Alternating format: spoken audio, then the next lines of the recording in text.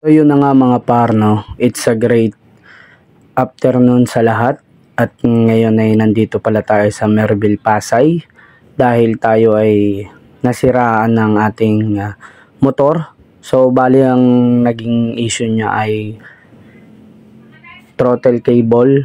At shout out pala sa mekaniko natin na gumagawa ngayon sa ating motor, no?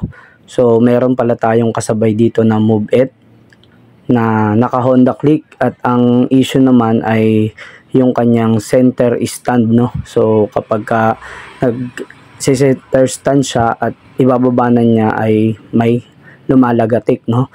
So dahil sobrang init ng panahon at summer ngayon, ayan yung ating motor. So kinakailangan baklasin yung ating motor, no? So shout out Gmart Shop, Motor Shop, no? So makikita ninyo dyan na baklas yung ating mga pairings dyan para mabuksan at mahugot yung cable throttle, no? So yun mga idol, no? So sa mga naka-icon lover dyan, no? So yan yung pwedeng issue na pwede, no, sa motor natin. Especially kapag taon na yung ating motor, dahil 2 years mahigit na kasi yung motor natin, and siguro tumigas na siya kaya bumigay na rin yung cable, kaya bigla siyang naputol, no?